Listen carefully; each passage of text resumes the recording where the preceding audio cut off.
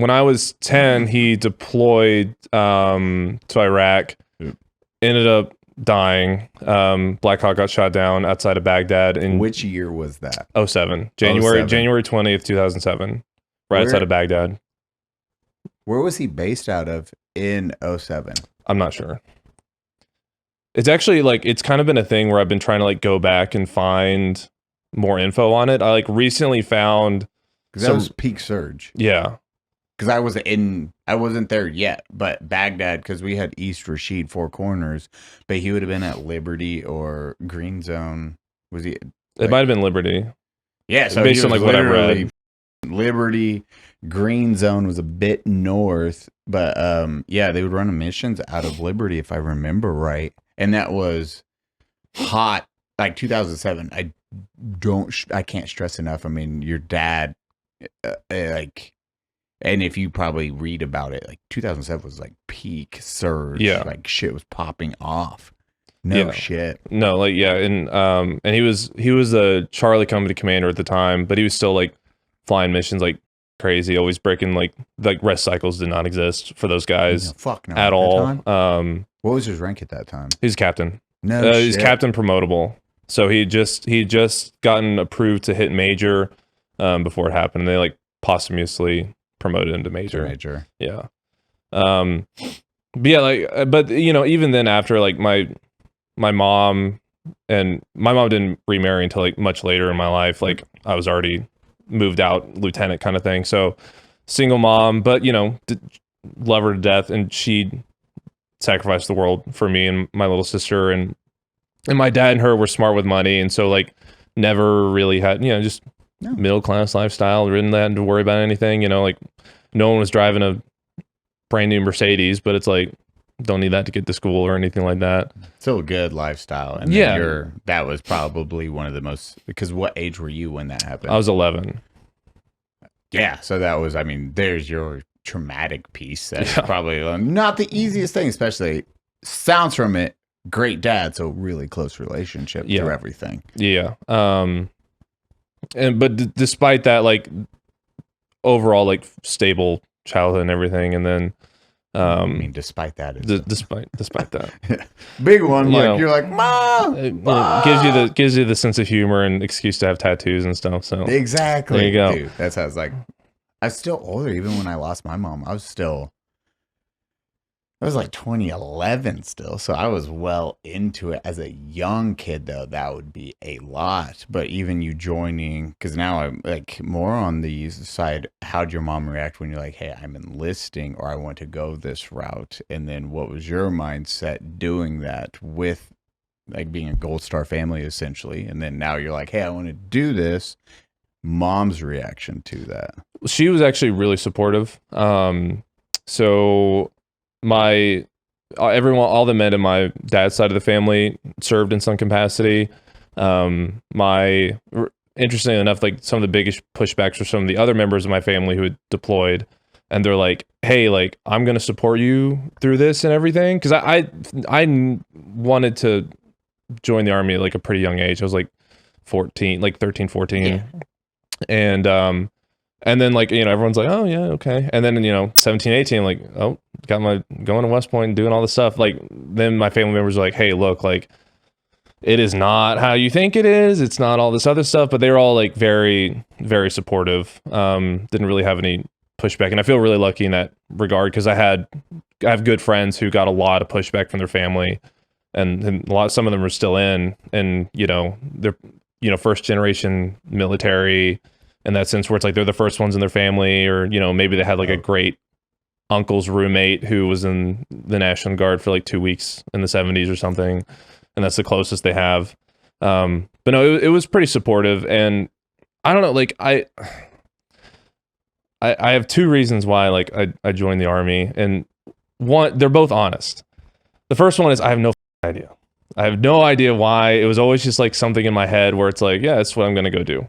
Yeah. And then the second one is true, but it's embarrassing. So in the game, and I've told the story before on my channel, so I'm okay saying it. Let's hear it. So there's this video game called Civilization 4, you know, Civilization, the video game. But in 4 specifically, you can build West Point in one of your cities, and it's supposed to like upgrade, any units you build in that city, like they'll get like more attack points or whatever. Yeah. And so when I was a kid, and like my mom was like, you can't get on the internet and anything like that. So in that game, they have this thing called the Civilopedia, which is like each unit building whatever in the game has like this multi-page like explanation on it, like the real world equivalent. So like if you build an archer in that game, it will bring up like an archer, and it'll give you like the whole history of archery and like how it's used in warfare, all that other stuff. And so I would just read that because I had nothing else to do, other than I guess play the game itself. Showing early onset, probably should have been a flag for something that I wasn't playing the game. I was reading about. Mom, have you seen this? Mom, did you know that the Hoover Dam is really big and da da da da da da? And they're like, yes. I actually got in trouble for that at school sometimes. Like we'd be going over in history class, and like they would. I remember very specifically, it was about like Hatshepsut. It was like a Egyptian pharaohs or whatever, and my teacher was talking about it, and I was like, did you know that she used to wear fake beards so people thought she was a boy? And like my teacher just like me was like, stop, like, this is like the 10th time you've done this, like stop. But anyway, in there, You're like that kid. I was that kid. I still am. Yeah. Let's actually I am actually, like my whole page, honestly, if you look at my YouTube videos, it's like it's actually just fun idea. Here's my topic on it, and the whole thing is actually that's not a good idea. You. And but anyway, yeah, so there's a page on there of West Point, and I was like 13, 14 reading that. I'm like, that seems like a good idea. I'll go for that. And then things got out of hand, and next thing I know, I was getting yelled at with my head shaved and all that other stuff. So and you're like, hey dad, it's me. What the why'd you lie, bro? You lied. You made this look like a blast. It looked awesome. Got to fly around in helicopters all day, and everyone was really cool, and you ride electric motorcycles inside the halls of your work. I'm bald now. Yeah. I'm bald, and it's hot, and I'm sunburned in places I've never been sunburned before. Love you. Kind of frustrated. Love you. Feel like we could have a discussion at some point. Dude, that's one of those things you're like, God dang it. Dude, that's wild. So it was like video game, and then part of that, I'm still like, it's awesome your mom didn't have, she just supported it during the entire thing. That's dope. Yeah, and I think like she's always like been, I mean, with my dad, like always really supportive and all that stuff. And like even like because he volunteered to go on that deployment, and she was like, yeah, go. Like I totally get it. And like at the time, like, as a kid, I'm like, why would you volunteer to go? Like I don't get it. Like 18 months, like at the time it was 18-month deployment. So I know. Yeah. I didn't, dude. 18's wild because I did 16, and that was 18. But and for those that don't know, if he's running helicopter, Blackhawks, if he's running Blackhawks, there was no off tempo. That was on. Even with us, we lived out in sector. We did a cob. We were out in Blackfoot was the cob, I think we called it. It was Four Corners. It was this Catholic church square, but we were out there, and then we got to rotate every 20 to 22 days back to shower. Yeah, that's that. Nope, we didn't have hot food. We didn't have anything. It was MREs, or every few days it would come bring the lickies and chewies and a hot meal, and we eat. And then you're doing guard for 24 hours, patrolling for 24 hours, or an OP, or back to guard for 24 hours. That was the cycle. That was it. It was like, here's your 3-day window that you'll rotate through all the time, and that's it. There's no Saturdays. There's no Sundays. No. And especially Blackhawk is laying good. His days were what, 12-hour days all the fucking time. If not more, because he not only was he a pilot, but he's also the company commander. So he's not only like flying everything, but also like leading the whole company, planning the missions, everything, running everything through ops and everything. And I remember before he left, we set up like my mom. I love you, Mom, if you're watching this. Was not and is not the most technically inclined person ever. So we had like this computer set up with a webcam, and we never turned it off. It was like whatever. I don't think it was Skype at the time. Whatever it was. And like we would leave, like we wouldn't touch the computer really. It would just be like, that's it. And it literally just whatever the web thing was on 24/7, don't turn off for anything. And because like we never knew when we get to talk to him. Yeah. So like anytime it'd be like 2 a.m, 1 in the afternoon, whenever you just hear it ring and everyone just like run down there. Yeah, it was crazy. And every time it's just like more and more just like beat. And I remember he came home once because he died, I want to say it was 14 months into the deployment. Right at the tail end. Yeah, and he came home once for like this 2-week R&R period. I forget like when it was. I think it was like maybe after like 9-10 months. Oh, he got lucky if he got that mid. My buddies, I had Mulkey and a couple others. 16-month deployment, 15-month deployment, depending if you are advanced. What is it called?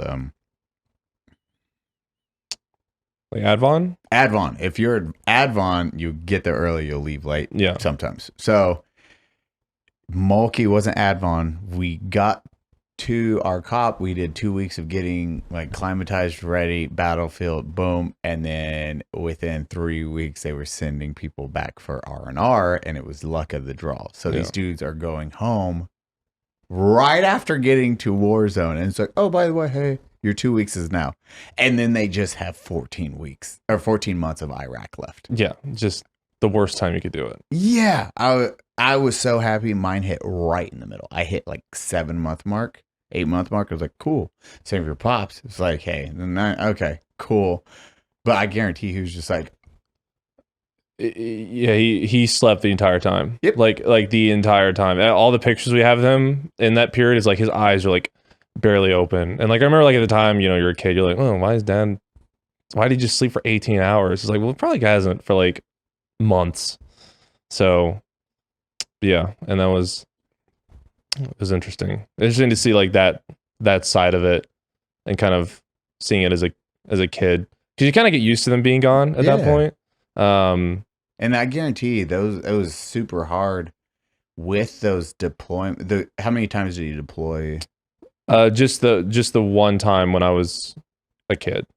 He deployed a lot before I was born. But then like after I was born, like they didn't do anything for like Iraq and Afghanistan for a while. Yeah. So it was like during the surge, like, all right, get the Arkansas National Guard over there kind of thing. I think he was augmenting someone else.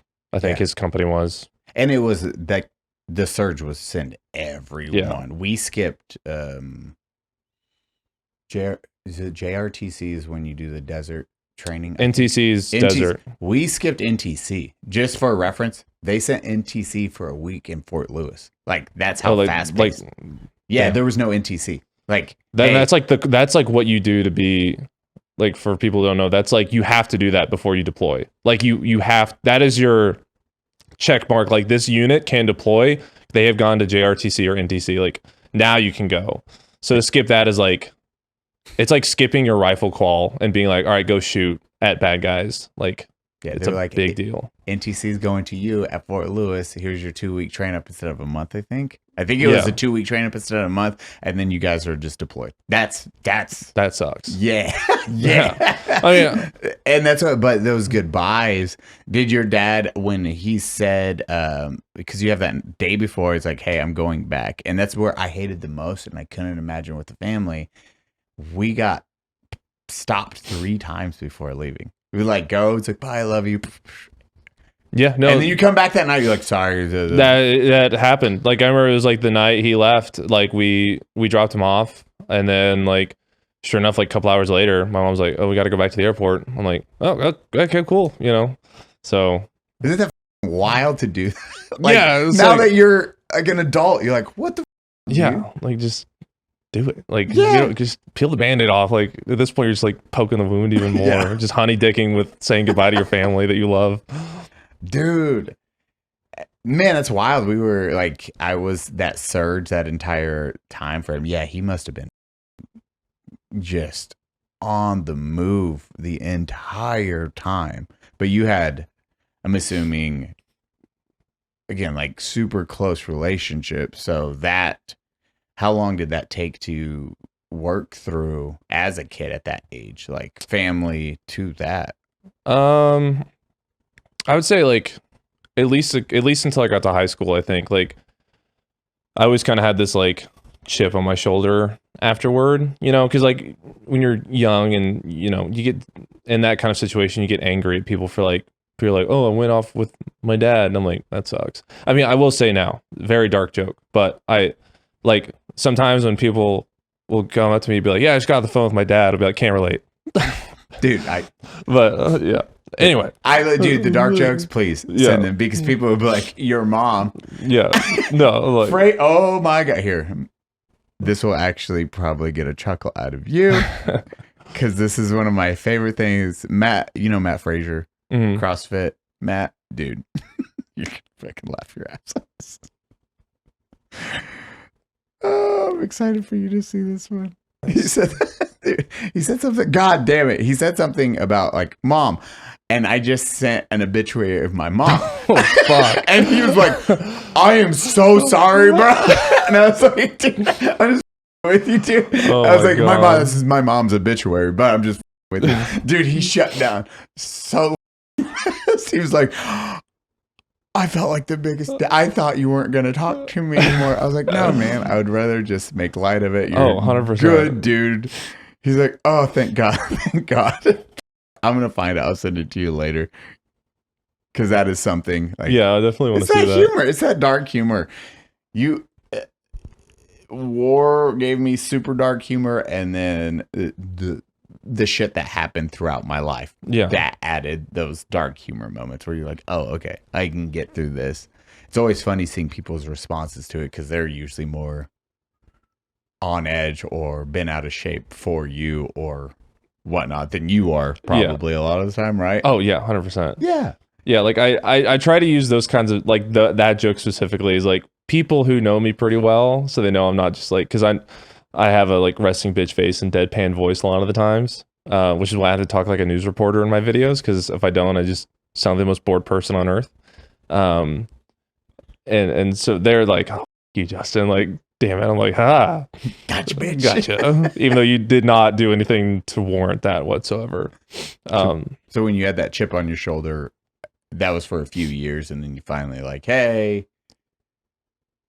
How did you get through that? Did you do therapy at all? Or? Yeah, like I did some counseling and stuff. You know, like immediately after, and it was okay. It was like weird. Like grief counseling is weird as a kid because they put you in a room where it's like, you know, the kid next to you will be like, my great aunt that I met twice died, and my mom was worried about me. I'm like, my dad blew up in a helicopter, and they're like, oh, thank God. Okay.